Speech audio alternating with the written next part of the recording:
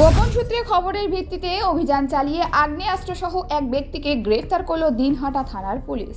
Police সূত্রে জানা গিয়েছে ওই ব্যক্তির নাম মুর্শিদ আলম, বাড়ি দিনহাটা ছোট বোয়ালমারি এলাকায়। তার কাছ থেকে একটি বন্দুক ও একটি কার্তুজ উদ্ধার হয়েছে। পুলিশ সূত্রে জানা গিয়েছে গত 27 তারিখ বিপ্লব দাস নামে এক ব্যক্তিকে গ্রেফতার করে তার কাছ থেকে বন্দুক উদ্ধার হয়েছিল। এরপরে পুলিশ তাকে হেফাজতে নিয়ে জিজ্ঞাসাবাদ করে জানতে পারে তার আরও এক সহযোগীর নাম।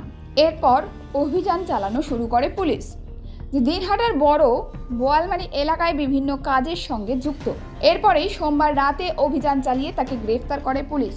ধৃতকে মঙ্গলবার আদালতে পেশ করা হবে। আপনারা জানেন যে গত 27 সেপ্টেম্বর সোর্স ইনফরমেশনের ভিত্তিতে আমরা বিপ্লব দাসকে অ্যারেস্ট করেছিলাম। এরপর তাকে আমরা রিমান্ডে নিই, পুলিশ রিমান্ডে, এবং পুলিশ রিমান্ডে নেওয়ার পর জিজ্ঞাসাবাদে জানতে পারি তার আরেক সহযোগী মুর্শিদ আলম এলায়েস সোহাগের কথা। তার বাড়ি ছোট বোয়ালমারি, কিন্তু মেইনলি তার কর্মকাণ্ড ছিল বড় বোয়ালমারিতে। আমরা সেখানে সোর্স ইমপ্ল্যান্ট করি এবং তার খবরাখবর নিয়ে আজকেই কটার সময় হলো? আজকে এই তো 6:30 পৌনে 7:30 আজকে 6:30 পৌনে 7টার দিকে বড় বোয়ালমারি থেকে একটি আর্মস এবং এক রাউন্ড অ্যামিউনিশন অর্থাৎ গুলি সমেত তাকে অ্যারেস্ট করা হয়।